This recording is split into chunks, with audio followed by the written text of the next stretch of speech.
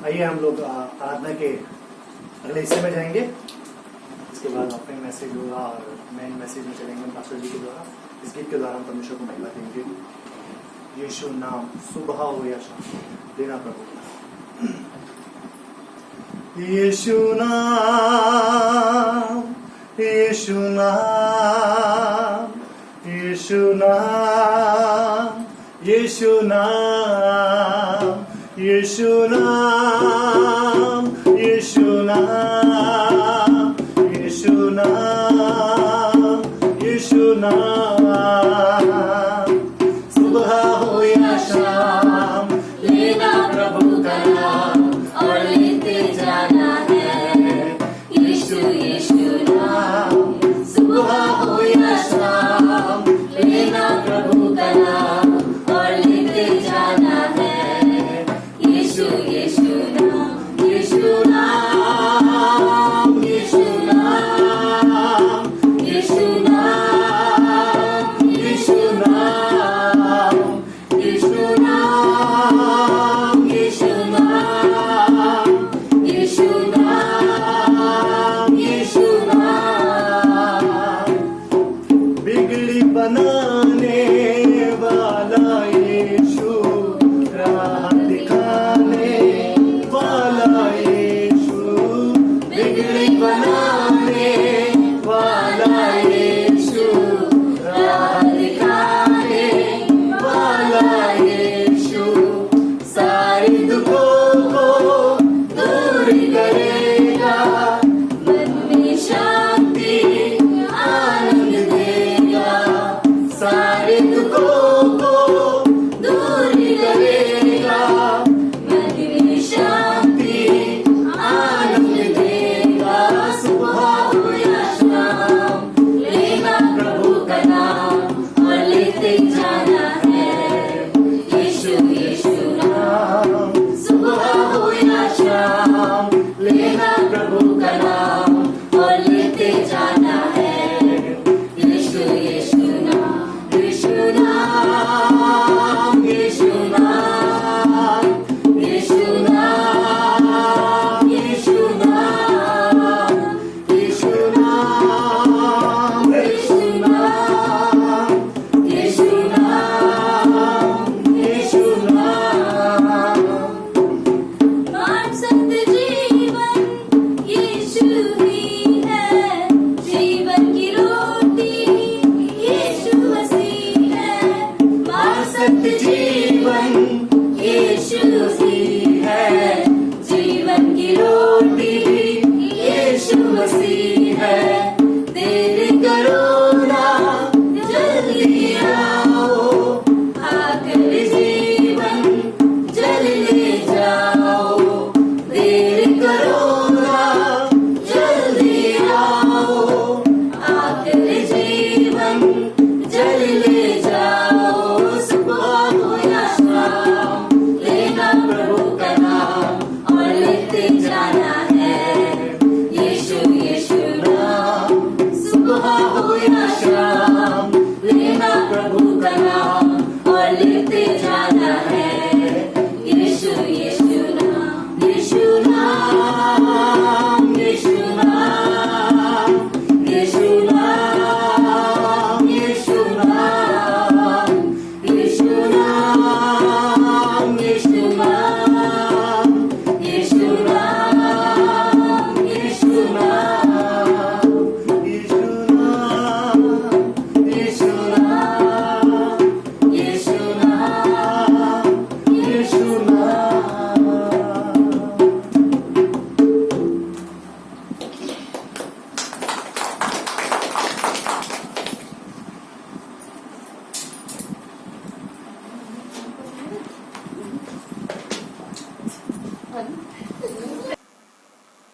पहला इतिहास अध्याय 22 और वचन 14 पढ़ेंगे। ये ऑफरिंग मैसेज है। ऑफरिंग मतलब दान या भेंट जो हम कलीसिया में लाते हैं। यहाँ पर इस प्रकार से लिखा है, पहला इतिहास अध्याय 22 वचन 14। सुन, मैंने अपने कलेश के समय यहोवा के भवन के लिए 1,00,000 किक्कार सोना और 10 लाख किक्कार चांदी और पीतल और लोहा इतना इकट्ठा किया है कि बहुतायत के कारण तोल से बाहर है, तोल से बाहर है। ये वचन जो अभी हमने पढ़ा, ये इज़राइल के एक महान राजा डेविड के शब्द हैं। मैं डेविड नाम इसलिए ले रहा हूं, आपको बताता हूं मैं डेविड क्यों नाम ले रहा हूं इसका। तो जब डेविड ये वचन कह रहा था उस समय वो बहुत बूढ़ा था और इस समय वो अपना राज्य अपने बेटे सुलेमान को सौंप रहा है, उत्तराधिकारी जिसे बोलते हैं हम लोग। डेविड ने अपने बेटे सुलेमान को परमेश्वर का भवन बनाने के लिए कुछ भेंट दी, 1 लाख किक्कार सोना।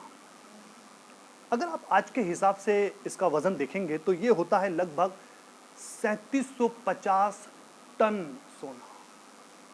मेरा दिमाग हिल गया था, यह लिखा 10 लाख किक्कार चांदी, और इसका अगर वजन देखते हैं आप आज के हिसाब से तो 37,500 टन चांदी थी।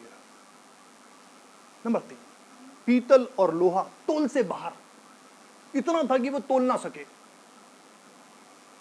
सोचिए, ये तो डेविड ने अपने बेटे सुलेमान को उत्तराधिकार देते समय इतना दिया, उसके घराने में कितना होगा। ये तो परमेश्वर का भवन बनाने के लिए उसने गिफ्ट दिया, उपहार दिया, भेंट दी, उसके घराने में कितना होगा। और उसके बाद ये राज्य जो है सुलेमान संभालते हैं। परमेश्वर का भवन बनाने के लिए ये दिया गया था दान। बाइबल राजा डेविड के बारे में कुछ इस तरीके से बताती है। वो अपने भाइयों में सबसे छोटे थे, 8वें नंबर के थे। उनके पिता के 8 बेटे थे और वो सबसे छोटे 8वें नंबर के बेटे थे। डेविड, हिंदी में दाऊद लिखा है, एक साधारण से मामूली से भेड़ों को चराने वाले व्यक्ति थे दाऊद, डेविड। लेकिन डेविड के जीवन में ऐसा क्या हुआ कि जिस देश में रहकर वो भेड़ें चराते थे, परमेश्वर ने डेविड को उसी इज़राइल देश का राजा बनाया। क्या हुआ उनके जीवन में ऐसा? आप देख रहे हैं कितना सारा उनके पास बहुतायत के कारण परमेश्वर ने आशीष दी, राइट? ऐसा क्या हुआ डेविड के जीवन के, परमेश्वर ने उन्हें जंगल से उठाकर महल में रखा, राइट? और उनके पास इतना सब कुछ, जैसा कि हमने अभी पढ़ा, इतना सब कुछ आ सका। क्या हुआ डेविड के जीवन में? कहां से ये सब हो गया? कैसे इस मामूली से चरवाहे के पास इतनी बड़ी आशीष आ गई कि ये राजा भी बन गया और इसके पास इतना सारा बहुतायत का धन भी आया? चोरी नहीं की इसने, बहुत गॉडली आदमी था ये। आप पढ़ेंगे इसके बारे में, बहुत अद्भुत व्यक्ति था ये परमेश्वर के बारे में। तो ध्यान सुनिए, जानते हो वो बात क्या थी डेविड के अंदर? डेविड अपने परिवार में, अपने कामों में और सारी दुनिया की चीजों से बढ़कर, अपने परिवार, अपने काम, दुनिया की सारी चीजों से बढ़कर परमेश्वर से प्रेम करता था। यह एक बहुत की पॉइंट था उसके जीवन का। वो परमेश्वर से प्रेम करता था। सारी चीजें उसके लिए बाद में थी, पहले उसका परमेश्वर पहले था हर चीज में। यह थी डेविड की खासियत। परमेश्वर डेविड के लिए सब बातों से ऊपर रहता था, सब बातों से। परमेश्वर पहले है, चाहे वो परिवार हो, चाहे वो काम हो, हर जगह परमेश्वर सर्वोच्च ऊंचा स्थान रहता था डेविड के जीवन में। अब सीखते हैं हम कैसे बताते हैं। डेविड की इसी बात से प्रसन्न होकर परमेश्वर ने उसके परिवार, उसके घराने में, उसके 7 भाइयों से अधिक ऊंचा किया डेविड को। सारी दुनिया की वस्तुओं को डेविड के कदमों में लाकर डाला परमेश्वर ने। उसने सारी दुनिया को अपने कदमों में रखा, परमेश्वर को ऊंचा रखा। परमेश्वर ने उसे ऊंचा उठाया, सारी चीजों को उसको कदमों में लाकर डाला। जानते हो क्यों? अंत में याद रखना, आज परमेश्वर के भवन में लाया गया आपकी कमाई का 10वां हिस्सा, भेंट या दान, जो भी हम कलीसिया में लेके आते हैं, राइट? ये डेविड की तरह परमेश्वर की ओर आपका पहला प्रेम है। याद रखना, और एक दिन परमेश्वर आपको इतना अधिक ऊंचा उठाएगा, इतनी आशीष देगा, अगर आप यही प्रेम पहले लेके चलते रहे। डेविड ने अपने जीवन में हर बात में परमेश्वर को पहला स्थान दिया। वो सबसे पहले परमेश्वर को ऊंचा उठाता, परमेश्वर को प्रेम करता, सारी बातों में। परमेश्वर ने उसे नीचे नहीं छोड़ा, उठाया उसको, राइट। वैसे ही आप और हम जब परमेश्वर के भवन बनाने के लिए एक दिन परमेश्वर जब हम इस्तेमाल करता है, राइट, ये कह सकेंगे ये परमेश्वर की आशीष है। अपने जीवन के अंत में वो चरवाहा इतना था उसके पास कि वो कुछ परमेश्वर के भवन के लिए दे सका। कहाँ का गरीब आदमी था ये, कुछ नहीं था इसके पास, राइट। बस एक शब्द, एक मुख्य बात जो आज इस बात को आपको याद रखना है वो ये है कि परमेश्वर की ओर आपका पहला प्रेम जो डेविड करता था, सब बातों से अधिक आप परमेश्वर को अपने जीवन में जितना ऊंचा उठाएंगे, जितना स्थान दोगे आप अपने जीवन में, परमेश्वर आपको उतना ही अधिक बढ़ाएगा। चाहे वो आपका दान हो जो आप कलीसिया में लेके आते हैं, उसमें अगर पहला स्थान दे रहे हैं परमेश्वर को, चाहे वो आपका प्रार्थना का जीवन है, चाहे वो आपका वचन मनन अध्ययन का जीवन है, चाहे वो परमेश्वर के लोगों के साथ संगति है, चाहे वो आपका व्यापार या व्यक्तिगत जीवन है, अगर आपने इन सब बातों में परमेश्वर को सबसे ऊंचा रखा है डेविड की तरह, याद रखना परमेश्वर आपको डेविड की भी तरह ऊंचा उठाएगा। ये परमेश्वर का वादा है, राइट। तो हम परमेश्वर को पहला प्रेम करते हैं और परमेश्वर को पहला स्थान देते हैं। परमेश्वर हमें नीचे नहीं छोड़ता, परमेश्वर हमें भी ऊंचा उठाता है। आमीन। आइए प्रार्थना करेंगे। प्यारे परमेश्वर, हम आपका धन्यवाद करते हैं आज के इस समय के लिए। परमेश्वर धन्यवाद जो भेंट आपके भवन में लाई जा रही है परमेश्वर, आज जो टोकरी में परमेश्वर जो भी अपनी कमाइयों से लाएंगे परमेश्वर, बहुत आशीषित करना पिता। तू देखता है पिता हर बात को परमेश्वर, तेरी महिमा हो पिता। और आगे के समय को तेरे हाथ में रखते हैं, यीशु के नाम से मांगते हैं, आमीन।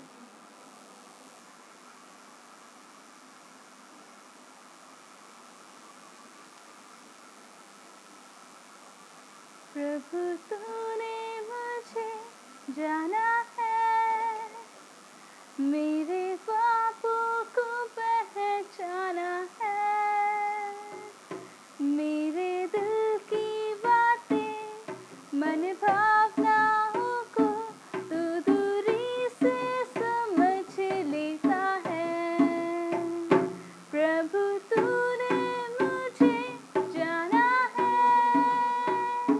मेरे पापों को पहचाना है, मेरे दिल की बातें मन भावनाओं को तू दूरी से समझ लेता है। प्रभु तूने मुझे जाना है, मैं हूँ माटी का पुतला, तू है कुम्हार मेरा, जैसे चाहे वैसे मुझको चला। मैं हूँ माटी का पुतला, तू है कुम्हार मेरा, जैसे चाहे वैसे मुझको चला।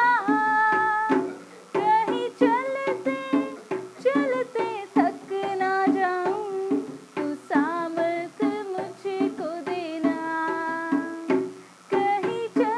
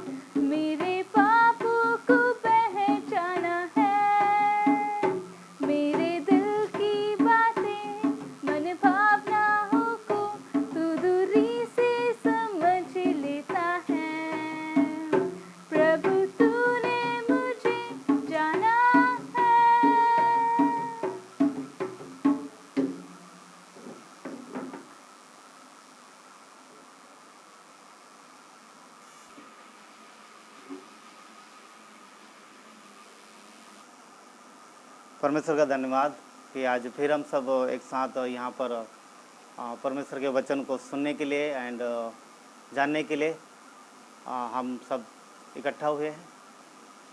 और परमेश्वर अपने वचनों के द्वारा, अपने प्रेम के द्वारा हम सबको आशीषित करता है और हम सबको अगुवाई करता है, हम सबकी अगुवाई करता है। तो हम लोग वचन निकालते हैं और हम जानते हैं कि परमेश्वर जल्दी ही हम सबको एक साथ इकट्ठा करेगा। बेशक कलीसिया पूरी तरीके से मिल नहीं पा रही है, बट ना जल्दी ही हम सब ना देखेंगे और एक साथ मिलेंगे। और फिलहाल जो हम लोग देख रहे हैं अपने अपने घरों में यूट्यूब के माध्यम से, तो आप भी इन वचनों को साथ में पढ़ सकते हैं। मत्ती का 4 अध्याय 1 से 11, मरकुस 2 अध्याय वचन 5 और यूहन्ना का 13 अध्याय वचन 15। तो एक एक करके पढ़ सकते प्लीज़। तब आत्मा यीशु को जंगल में ले गया ताकि इब्लीस से उसकी परीक्षा हो। वह 40 दिन और 40 रात निराहार रहा। तब उसे भूख लगी। तब परखने वाले ने पास आकर उससे कहा, यदि तू परमेश्वर का पुत्र है तो कह दे कि ये पत्थर रोटियां बन जाए। यीशु ने उत्तर दिया, लिखा है, केवल मनुष्य केवल रोटी ही से नहीं परंतु हर एक वचन से जो परमेश्वर के मुख से निकलता है जीवित रहेगा। 5 में लिखा है, तब इब्लीस उसे पवित्र नगर में ले गया और मंदिर के चंगुरे पर खड़ा किया और उससे कहा, यदि तू परमेश्वर का पुत्र है तो अपने आप को नीचे गिरा दे, क्योंकि लिखा है, वह तेरे विषय में अपने स्वर्गदूतों को आज्ञा देगा और वे तुझे हाथों हाथ उठा लेंगे, कहीं ऐसा ना हो कि तेरे पाँव में पत्थर से ठेस लगे। यीशु ने उससे कहा, यह भी लिखा है, तू प्रभु अपने परमेश्वर की परीक्षा ना कर। फिर इब्लीस उसे एक बहुत ऊंचे पहाड़ पर ले गया और सारे जगत के राज्य और उसका वैभव दिखाकर उससे कहा, यदि तू गिर कर मुझे प्रणाम करे तो मैं यह सब कुछ तुझे दे दूंगा। तब यीशु ने उससे कहा, हे शैतान, दूर हो जा, क्योंकि लिखा है, तू प्रभु अपने परमेश्वर को प्रणाम कर और केवल उसी की उपासना कर। तब शैतान उसके पास से चला गया और देखो, स्वर्गदूत आकर उसकी सेवा करने लगे। ओके। मरकुस का 2 अध्याय वचन 5। यीशु ने उनका विश्वास देखकर उस लकवे के रोगी से कहा, हे पुत्र, तेरे पाप क्षमा हुए। यूहन्ना 13 अध्याय वचन 15। क्योंकि मैंने तुम्हें नमूना दिखा दिया है कि जैसा मैंने तुम्हारे साथ किया है तुम भी वैसा ही किया करो। धन्यवाद। आइए प्रार्थना करते हैं। परमेश्वर पिता, धन्यवाद देते हैं, आज के इस समय को आपके हाथों में सौंपते हैं। प्रभु, आवाज़ हमारी है परमेश्वर, पर शब्द आपके हैं पिता। प्रभु, जो वचन हैं वो आपके हैं परमेश्वर। प्रभु यीशु, प्रार्थना करते हैं कि जितने लोग इस सभा को देख रहे हैं परमेश्वर, प्रभु जो इस सभा में प्रभु यीशु आपके साथ सम्मिलित हैं, प्रभु हर एक को ब्लेस करो परमेश्वर। प्रभु बेशक हम आपके साथ इस समय आमने सामने जैसे आदम खड़ा होता था, या फिर जिस तरीके से हम स्वर्ग में एक दिन उपस्थित होंगे, वैसे बेशक ना हो प्रभु, पर हम आत्मा में आपके साथ एक हैं पिता। और प्रभु आप हमारे साथ रहते हो हमेशा, हमारी अगुवाई के लिए, हमारी सहायता के लिए। और आपके वचन परमेश्वर जो हमारे लिए हैं प्रभु, अनुग्रह के वचन प्रभु, जो हमें प्रोत्साहन देते हैं, हमें मार्ग दिखाते हैं, धन्यवाद देते हैं। आज के संदेश में प्रभु आप अगुवाई करना और हम सबको प्रभु रास्ता दिखाना, धन्यवाद देते हैं। यीशु के नाम से मांगते हैं, आमीन आमीन। हम लोगों ने देखा यहाँ पर जो वचन पढ़े गए हैं, और मत्ती के 4 में हमने देखा कि यहाँ पर मत्ती के 4 में हमने देखा यहाँ पर यीशु मसीह का जो है शैतान के साथ एक वार्तालाप है। एक्चुअली यहाँ पर हम सब जानते हैं परीक्षा है, यीशु की परीक्षा हुई है और परीक्षा के अंतिम समय में ये शैतान यहाँ पर आता है। और यहाँ आप देखोगे तो शैतान जो है यीशु को प्रलोभन दे रहा, यीशु को प्रलोभन दे रहा है, और प्रलोभन भी कैसा आ रहा, जरूरत के हिसाब से। शैतान की ये एक सबसे बड़ी चाल है कि वो प्रलोभन देता है जरूरत के हिसाब से। जो आपको चाहिए वही वो आपको उसी के हिसाब से ला के देगा। जो आपको नीड है, जो आपकी जरूरत है, उसी हिसाब से देगा। यीशु को क्या जरूरत है इस समय? रोटी की। क्यों? क्योंकि वो 40 दिन से उपवास है, भूखे हैं, प्यासे हैं, रोटी ला के दे रहा। पर यहाँ पर देखोगे, यदि आप जो हम लोगों ने पढ़ा, परमेश्वर ने, प्रभु यीशु ने उससे वचन के द्वारा बातें की, और अंत में आप देखते हो कि वचन में क्या कहता है कि शैतान वहां से फिर भाग गया। यूहन्ना 13 में भी हमने क्या पढ़ा कि परमेश्वर ने कहा है कि मैंने तुम्हें नमूना दिखा दिया। एक्चुअली यीशु का पूरा लाइफ नमूना है हमारे लिए, उदाहरण है, हम सबके लिए उदाहरण है। यीशु का पूरा जीवन, यीशु का पूरा लाइफ उदाहरण है हमारे लिए।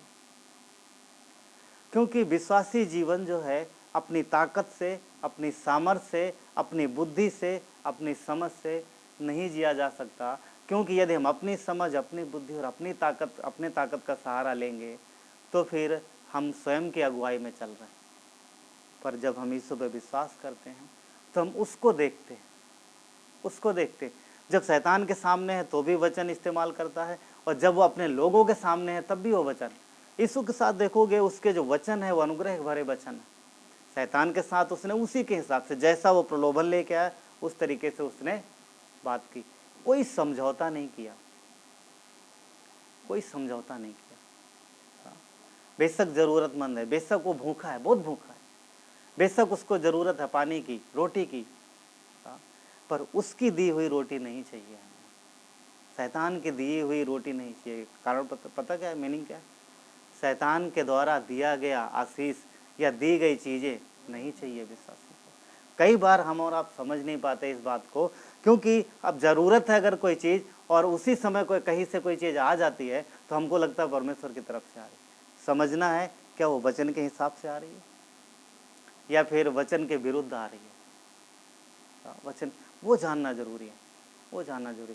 बहुत बार बहुत सारे विश्वासी लोग फंस जाते हैं, उनको अच्छी नौकरी मिलती है पर पता चलता है कि वो आराधना में भाग नहीं ले पाएंगे, वो प्रार्थना में भाग नहीं ले पाएंगे, वो फेलोशिप नहीं कर पाएंगे। तो अगर ऐसी चीज़ें आ रही हैं तो फिर वो परमेश्वर की तरफ से नहीं है, वो शैतान की तरफ से। वो समझना है हम सबको, जानना है। यीशु ने इनकार किया, नहीं लिया, जरूरत थी पर नहीं चाहिए। क्यों? क्योंकि शैतान की कोई भी चीज़ हमें एक्सेप्ट नहीं करना। जैसा कि 13 में हम लोगों ने देखा, 13-15 में यीशु का लाइफ पूरा नमूना, पूरा उदाहरण हमारे लिए। हम मसीह को देखते हैं, हम उसको देख के चलते हैं, उसको देख के चलते हैं।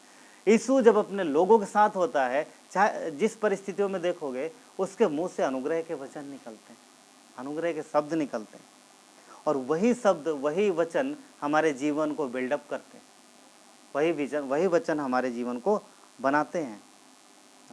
क्योंकि वचन में सामर्थ है। यहाँ हम देखते हैं, जो कि आप देखते हो कि शैतान के साथ जो उसने वार्तालाप किया वो सामना नहीं कर पाया और वो भाग गया। क्यों? क्योंकि वचन में सामर्थ है, वचन सामर्थी है, वो परमेश्वर के मुंह से निकला वचन अटल है, असत्य, वो सत्य है। हमेशा हर एक वचन सत्य है। कोई भी वचन कहीं पर भी ऐसा नहीं कि जो पूरा ना हो और वो झूठा हो। परमेश्वर के मुंह से निकला हुआ हर एक शब्द जो है अटल है, स्थिर है और हमेशा के लिए रहता। इफिसियों के 6 अध्याय वचन 17 में परमेश्वर के वचन को तलवार कहा गया। तलवार क्या करता है? तलवार जो है वो दुश्मन पर अटैक करता है और अपनों की रक्षा करता है, और दूसरा तीमुथियुस 2:4 में विश्वासियों को योद्धा कहा गया है, और योद्धा के हाथ में तलवार होती है।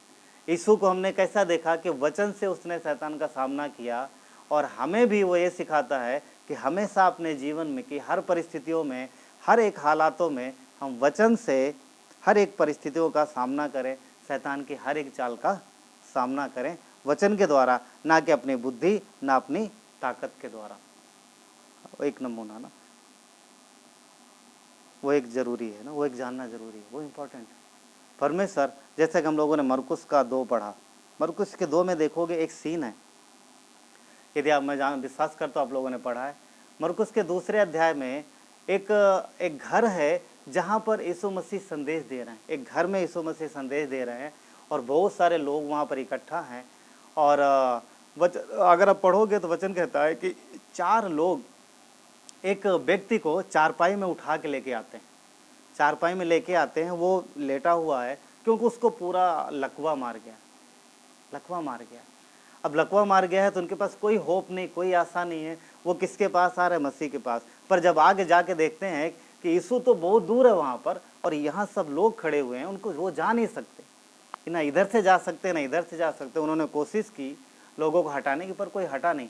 क्योंकि सब वचन बड़े ध्यान से सुन रहे थे और परमेश्वर यीशु के मुंह से जो वर्ड निकल रहे थे, जो वचन निकल रहे थे, वो अनुग्रह के भरे वचन। हाँ, कोई हटना नहीं चाह रहा वहाँ से, परंतु इनको जाना है, इनको उस व्यक्ति को यीशु के पास लेके जाना है। हम जानते हैं आगे क्या हुआ। वो लोग पीछे से गए, छत पे चढ़े और उन्होंने छत को क्या किया? खोलना शुरू किया। छत को खोलना शुरू किया। हो सकता कहते हैं कि शायद वो क्या बोलते हैं उसके खपरेल, उसकी छत थी। एंड एक एक करके उसको हटा रहे हैं।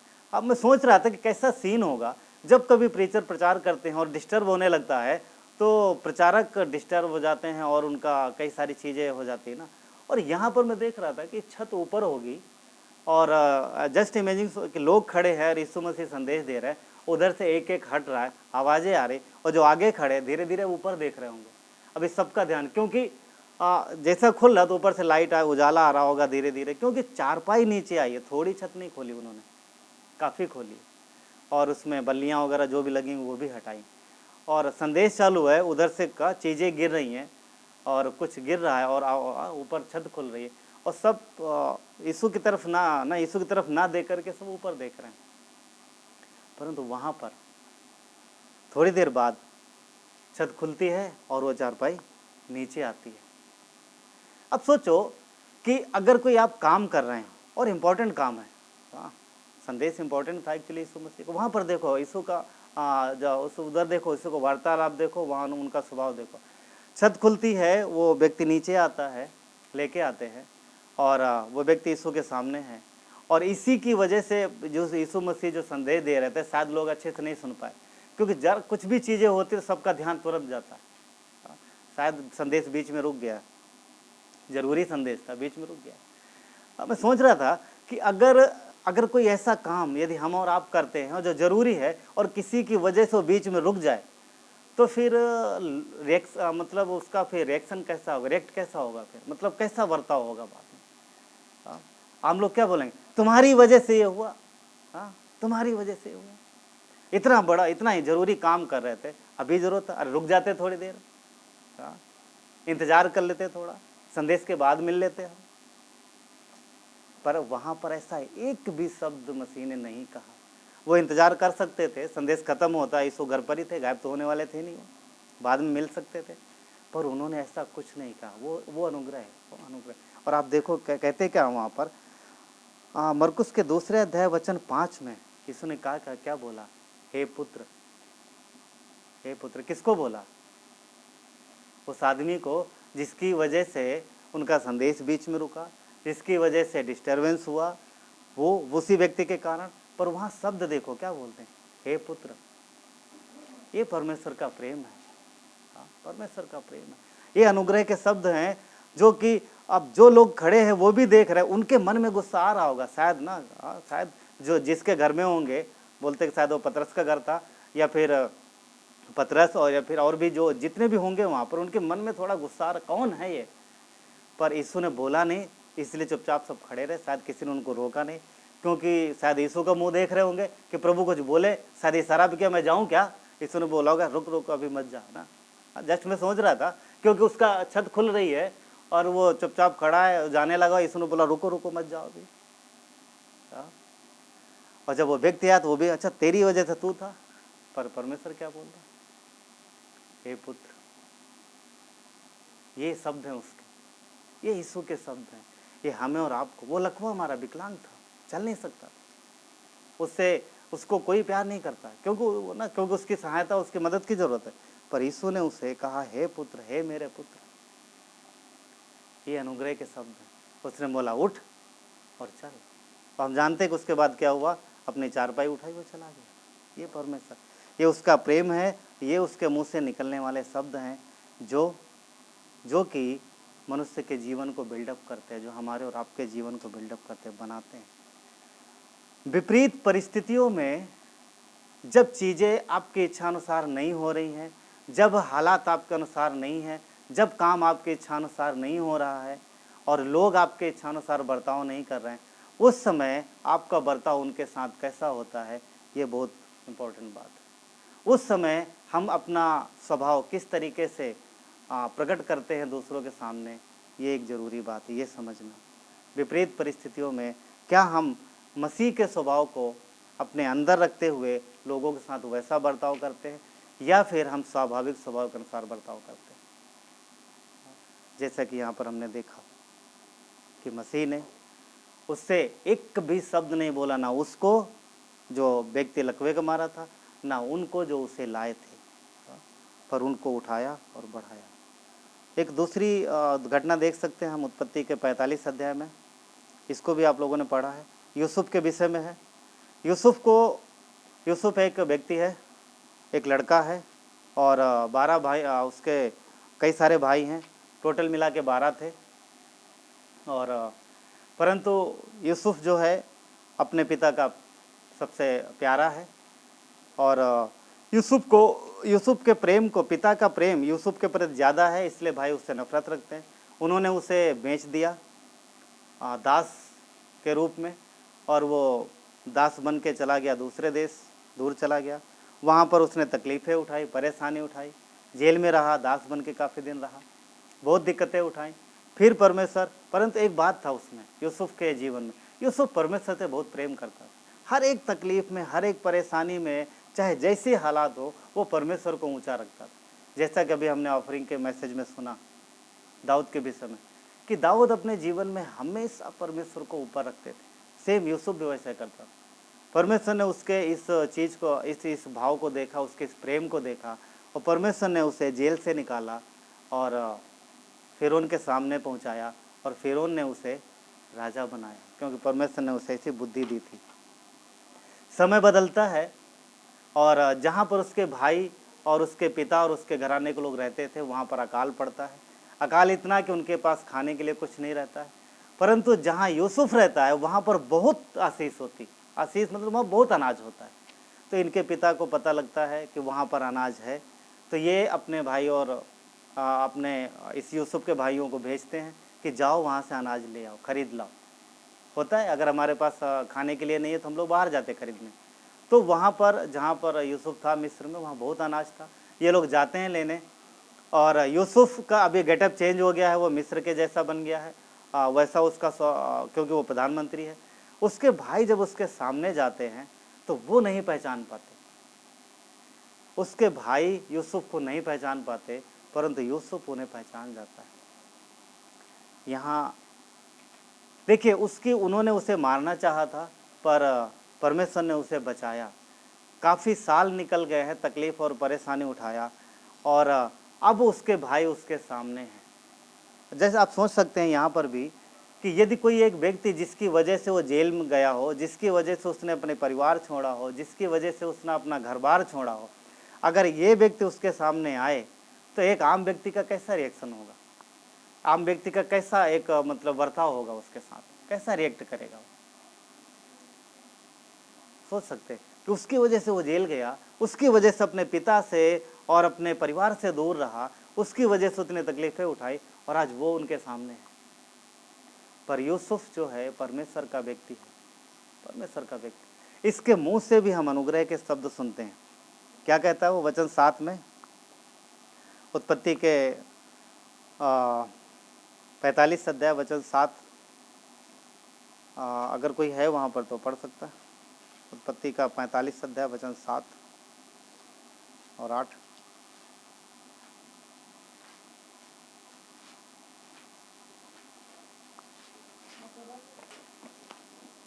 इसलिए परमेश्वर ने मुझे तुम्हारे आगे इसीलिए भेजा कि तुम पृथ्वी पर जीवित रहो और तुम्हारे प्राणों के बचने से तुम्हारा वंश बढ़े। इस रीति अब ओके, यहाँ पर भेजने वाले तुम नहीं, परमेश्वर ही ठहरा। 8 देखो ना। हम्म। और उसी ने मुझे फिरौन का पिता का और उसके सारे घर का स्वामी और सारे मिस्र देश का प्रभु ठहरा दिया है। हाँ, अभी देख रहे हैं यहाँ पर क्या हो रहा है। अब उसके भाई उसके सामने हैं और अब वो याद आता है उसको कि इनकी वजह से मैंने इतनी तकलीफें सही, इनकी वजह से अगर इन्होंने मुझे नहीं बेचा होता दास के लिए तो आज मैं अच्छा मीन्स अच्छा जीवन जी रहा होता, इनके साथ होता। खैर परमेश्वर ने उसे ब्लेस किया, आज वो बहुत अच्छे जीवन में है वो, परंतु उसकी वजह, इनकी वजह से बहुत तकलीफ उठाई उसने। पर जैसे आमने सामने आते हैं, यहाँ पर उसके शब्द सुने, क्या बोलता है वो अपने भाइयों को, क्या बोलता है, इसलिए परमेश्वर ने मुझे तुम्हारे आगे भेजा, तुम्हारे आगे इसलिए भेजा है कि तुम पृथ्वी पर जीवित रहो। क्यों? क्योंकि अकाल पड़ा है और परमेश्वर को पता था कि अकाल पड़ने वाला है, तो तुम्हारे लिए परमेश्वर ने मुझे पहले यहाँ पर भेज दिया है कि मैं तुम्हारे लिए इंतजाम करूं। आप समझ पा रहे, देख रहे हैं। यूसुफ कहता है कि परमेश्वर ने मुझे तुम्हारे द्वारा वहां से निकाला और पहले ही मिस्र में भेज दिया कि मैं एक अच्छी जगह पहुंचूं और जब तुम आओ तो मैं तुम्हारे लिए तुम्हारी मदद करूं और तुम जीवित रहो और तुम्हारे प्राणों के बचने से तुम्हारा वंश बढ़े। इसी रीति से अब मुझको यहाँ भेजने वाले तुम नहीं पर परमेश्वर ही ठहरा। अभी सोचो, सोच सकते हैं क्या परमेश्वर ने उसको बेचा था? नहीं, उसके भाइयों ने उसे भेज दिया था, दास बनाने के लिए भाइयों ने भेजा था। पर अब उसके मुंह से अनुग्रह के शब्द उसने सीन समझ ली। वो बोलता है कि तुमने मुझे नहीं भेजा, तुम्हारे द्वारा परमेश्वर ने मुझे यहाँ आगे पहुँचाया। और इसके बाद हम देखते हैं कि उसका सारा घराना, वो सब वहाँ पर आते हैं और आशीष पाते हैं और बहुत बढ़ते हैं। परंतु यहाँ पर जब एक बात होती है, जब बातचीत होती है, तो यूसुफ के मन में गुस्सा नहीं है, यूसुफ के मन में जलन नहीं है, बदले की भावना नहीं है कि चलो आज मौका मिला, अभी मैं प्रधानमंत्री मेरे देश में आएगा, आज इनको छोड़ूंगा नहीं, इन्होंने इनकी वजह से मैं कितने साल जेल में रहा, कितनी तकलीफें उठाई है, हर एक का बदला लूंगा आज। आम आदमी यही करते हैं, हाँ, संसार में लोग यही करते हैं कि हाँ मौका मिला अब छोड़ेंगे नहीं। पर यूसुफ ने क्या किया? नहीं, उसने वो सारी चीज़ें भुला दी, उसने माफ़ किया और प्रेम किया और ऐसे शब्द बोले कि जो आनंदित हो गए वो। और देखोगे सीन, वो सबके गले मिल के रोया। आज क्या होता, अब देखो दुनिया में क्या टिट फाट टैट चल रहा है कि अगर तुमने मुझे कुछ दिया तो मैं तुम्हें कुछ दूंगा, और अगर तुमने मुझसे झगड़ा किया तो सामने वाला झगड़ा ही करेगा। पर यूसुफ के मन में बातें नहीं है। उसने वो सारी चीज़ों को बोला कि तुम परमेश्वर है जो जिसने मुझे आगे भेज दिया ताकि मैं तुम्हारे लिए उपाय करूं। कोई बदले की भावना नहीं, कोई गुस्सा नहीं, कोई भी किसी भी तरीके की नफरत नहीं, सिर्फ क्या है? प्रेम और अनुग्रह के शब्द। उसके मुंह से जो वर्ड निकले, उसके बाद क्या उसके भाई नहीं पछताए होंगे? बहुत बहुत। परमेश्वर अनुग्रह का परमेश्वर है, परमेश्वर के मुंह से अनुग्रह के शब्द निकलते हैं। यदि हम और आप अपने जीवन में परमेश्वर के प्रेम को लेते हैं, यीशु ने क्या बोला? मैंने तुम्हें नमूना दिखा दिया है। उसका लाइफ हमारे लिए नमूना है। यूसुफ परमेश्वर, यीशु पुराने नियम में है और उसका लाइफ, उसका एक चित्र है जो यीशु मसीह का आने वाले दिनों का। और जैसे कि हम लोग देखते हैं कि यूसुफ को यीशु का चित्र बोला गया है, तो वहाँ पर यूसुफ के मुँह से भी जो शब्द निकले हैं वो भी अनुग्रह के शब्द हैं। क्योंकि ऐसा, अच्छा एक चीज़ और, ये क्यों हो पाया? क्योंकि यूसुफ हमेशा परमेश्वर को अपने सामने रखता था और हमेशा परमेश्वर को ऊपर रखता। उसने तकलीफ उठाया, उसने कष्ट सहे, उसने जेल में सज़ा काटी, इसके बावजूद भी परमेश्वर ने उसे फिरौन के सामने, सबके सामने ऊपर उठाया और उसे ऊंचाई पर रखा और उस देश का राजा बनाया। और वही लड़का, वही व्यक्ति अपने परिवार का पालन पोषण, इवन उन भाइयों का भी पालन पोषण करने वाला हुआ जिन्होंने उसे मारना चाहा और जिन्होंने उसे बेचा। ये अनुग्रह का जीवन, अनुग्रह का सब। हमारे और आपके जीवन में भी परमेश्वर यही चाहता है कि हम अपने जीवन से प्रेम और अनुग्रह दे दूसरों को। दूसरा कुरिन्थियों 2:7 क्या कहता है? इसलिए इससे भला ये है कि उसका अपराध क्षमा करो और शांति दो, न हो कि ऐसा मनुष्य उदासी में डूब जाए। यदि यूसुफ वहाँ पर ताने मारता, यदि यूसुफ वहाँ पर नफरत दिखाता, तो क्या भाइयों में मेल मिलाप हो पाता? नहीं होता। आम जीवन में यही होता है ना, अगर किसी ने कुछ कहा तो तुरंत बोल रहे तुमने ये किया था ना मेरे लिए। अनुग्रह के शब्द नहीं है, परमेश्वर अनुग्रह देता है, परमेश्वर अनुग्रह के शब्द। यीशु के जीवन की एक घटना और देख सकते हैं हम लोग। यूहन्ना 21 में, बस खत्म करें थोड़ी देर। यूहन्ना 21 में यहाँ पर यीशु मसीह का, ये यीशु मसीह के पुनरुत्थान की घटना, यानी जी उठने के बाद की घटना। उनको कब्र में डाल दिया, यानी क्रूस पे मार के उनको, क्रूस पे वो बलिदान हुआ उनका जी, और उसके बाद वो कब्र में गए, तीसरे दिन जी उठे। ये जी उठने के बाद की घटना, जी उठने के बाद घटना है। और अब जब यीशु की मृत्यु हो चुकी है क्रूस पर, उनको कब्र में डाल दिया गया, तो चेले उदास है, चेले निराश हो गए। उनको लगा अभी हमारा गुरु तो है नहीं, अब हम किसके पीछे चलेंगे। तो पतरस ने निर्णय लिया कि अब वो जा रहा है वापस से उसी ज़िंदगी में जो पहले करता था। यीशु मसीह के पास आने से पहले वो लोग मछुआरे थे, मछली पकड़ते थे। अब जब यीशु नहीं है, यीशु क्रूस पर उनका बलिदान हो गया है, अब वो कब्र में गए।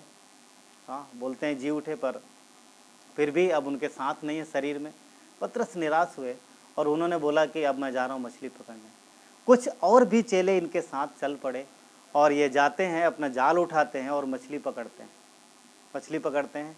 और रात भर ये मछली पकड़ते हैं, रात भर मछली पकड़ते हैं। यदि हम चलते हैं अगर वहाँ पर यूहन्ना के 21 अध्याय में, तुम देखते हैं कि वहाँ पर ये लोग रात भर मछली पकड़ते हैं और इनको कुछ भी नहीं मिलता है, सुबह तक कुछ नहीं मिलता है। परंतु परमेश्वर अनुग्रहकारी है। सवेरे यीशु मसीह वहाँ पर आके खड़े होते हैं और उनके शब्द सुनो। वचन 5 में उन्होंने क्या कहा, भोर होते ही यीशु किनारे पर आ खड़ा हुआ और चेलों ने नहीं पहचाना कि ये प्रभु है। और 5 में, तब यीशु ने उनसे कहा, क्या कहा, हे बालकों, क्या तुम्हारे पास कुछ मछलियां हैं? कौन है पतरस? वही, उसने बोला अब बहुत हो गया, अब प्रभु है नहीं, सब खत्म, चलो वापस मछली पकड़ने। और जब वो जा रहा तो उसके साथ और चेले भी आ गए। यीशु को कैसा लगा होगा, अरे 3 साल मैंने सिखाया इनको, इतने अच्छे से सिखाया, सब कुछ करके दिखाया। इन्होंने आंधी तूफान देखा, इन्होंने लाजर का जी उठना देखा, इन्होंने और भी कितने सारे चमत्कार देखे। इन्होंने 5,000 रोटियों का, 5,000 रोटी और मछली को देखा। कितने सारे काम इन्होंने देखे। क्या फरीसियों के साथ बातचीत देखी, सब कुछ देखा, सब कुछ मैंने इन्हें सिखाया। और ये बोलता मैं फिर वापस आऊँगा। अकेले नहीं आया, औरों को भी ले आया। गुस्सा आना चाहिए। पर शब्द देखिए यहाँ पर, परमेश्वर के शब्द देखिए। यीशु ने क्या बोला, आए जैसा उन्हें उसको बोला, किसको, लकवे को, हे मेरे पुत्र। यहाँ पर वही सेम वर्ड क्या आता है, हे बालकों, हे मेरे बच्चों, क्या तुम्हारे पास कुछ मछलियाँ हैं? क्यों? क्योंकि उसको पता था कि उन्होंने नहीं पकड़ा। जवाब क्या है, नहीं, एक भी नहीं है। हाँ, एक भी नहीं है। आगे देख, उसमें शब्द देखो क्या लिखा उन्होंने उत्तर दिया, नहीं, एक भी नहीं है। क्यों नहीं है पता? क्योंकि वो बिना परमेश्वर की मर्जी के गए थे, यीशु की मर्जी के खिलाफ, यीशु के मर्जी के विरुद्ध पतरस और उसके साथी जाल डाल रहे थे। पतरस और उसके साथी वो काम कर रहे थे जो परमेश्वर की इच्छा नहीं थी। परमेश्वर की इच्छा नहीं थी, उनकी ये गलती थी। उन्होंने मेहनत की, सारी रात मेहनत की और कुछ नहीं मिला। एक शिक्षा है यहाँ पर, एक सिद्धांत है। यदि हम और आप विश्वासी हैं और यदि परमेश्वर की इच्छा के विरुद्ध कोई काम करते हैं या कुछ मेहनत करते हैं, तो पता क्या होगा, मेहनत बहुत होगी और प्रतिफल इतना होगा। मेहनत इतनी होगी, प्रतिफल इतना होगा। और चेलों ने तो कुछ भी नहीं पकड़ा। पर देखो आगे क्या होता है। यीशु ने उन्हें क्या बोला, वचन 6 में, उसने कहा, नाव के दाहिनी ओर जाल डालो। अब यीशु ने आइडिया दिखा रहे, मार्ग दिखा रहे, नाव के दाहिनी ओर जाल डालो। वो बोल सकते थे कि प्रभु हमने दाएं बाएं सब जगह डाल के देख लिया, रात भर कुछ नहीं मिला। पर उन्होंने एक अच्छा काम किया कि उन्होंने उसकी बात मानी और उन्होंने नाव के दाहिनी ओर जाल डाला। उसके बाद देखो आपको क्या कहता है, कि उन्होंने जाल डाला और अब मछलियों की बहुतायत के कारण उसे खींच ना सके। रात भर जाल डाला, कुछ मिला नहीं मिला। एक बार परमेश्वर के कहे अनुसार जाल डाला और इतनी मछलियां आई कि वो खींच नहीं पाए। बाइबल वचन बोलता है कि उनको खींचने में भी बड़ी तकलीफ हुई।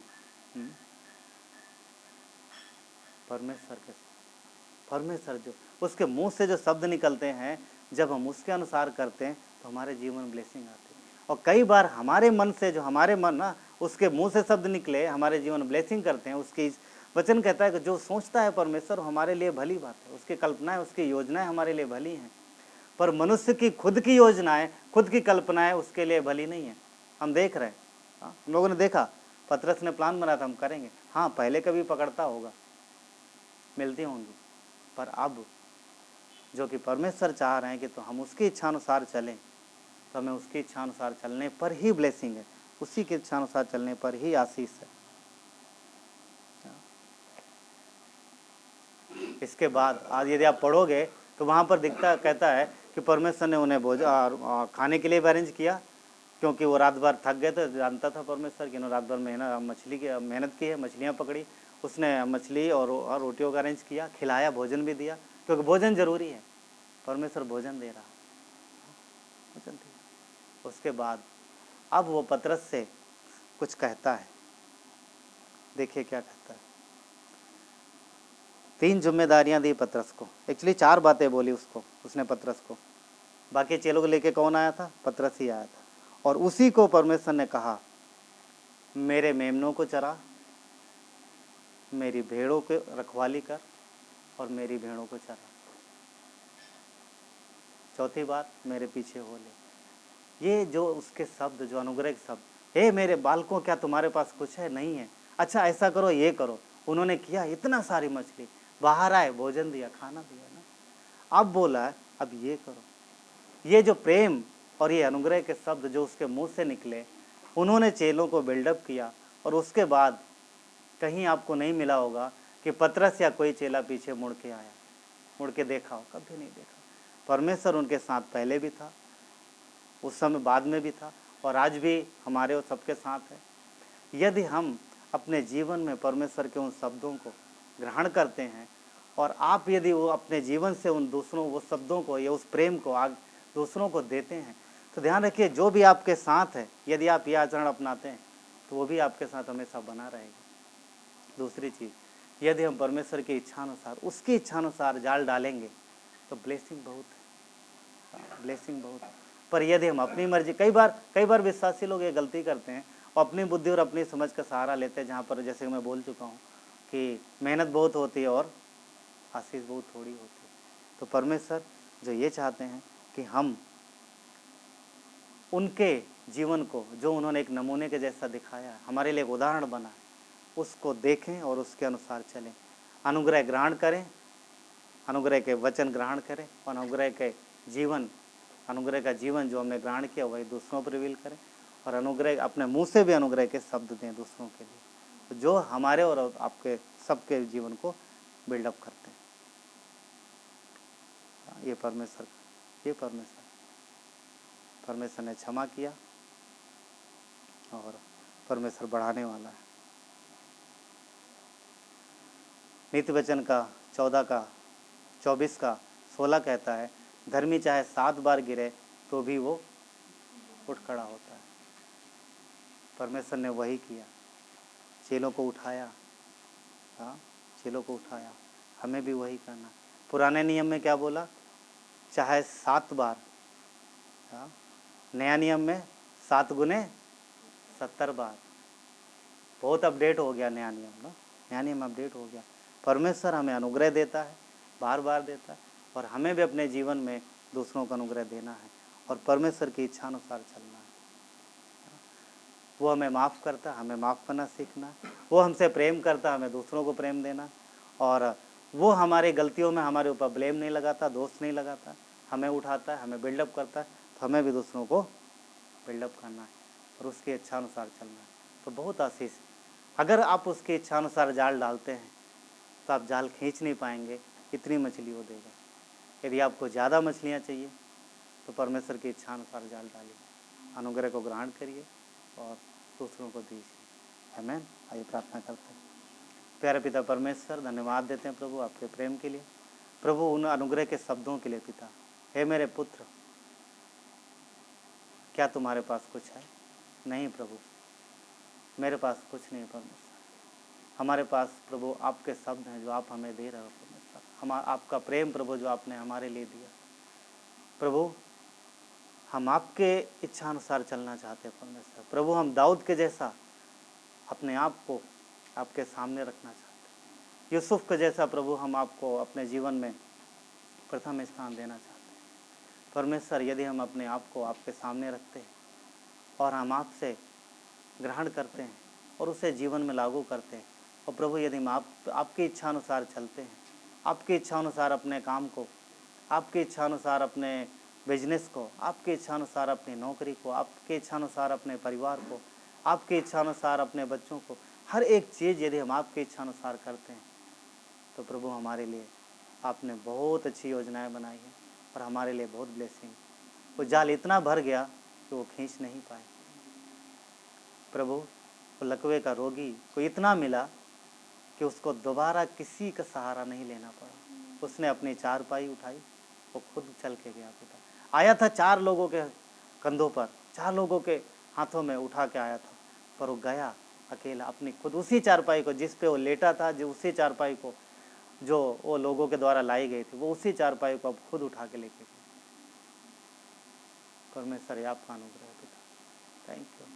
आप गिरे हुओं को नकारते नहीं हो पिता, आप कमज़ोरों को इनकार नहीं करते परमेश्वर, आप उनको उठाते हो पिता। क्योंकि हम भी प्रभु कमज़ोर थे, हम भी सताए हुए हैं परमेश्वर। प्रभु, हम भी पाप में फंसे हैं प्रभु, इस तकलीफ़ में, परेशानी में, पर आपने अपने अनुग्रह के शब्दों से हमें उठाया। हे मेरे पुत्र, मैं तुझसे प्यार करता हूँ, तो मेरी संतान है।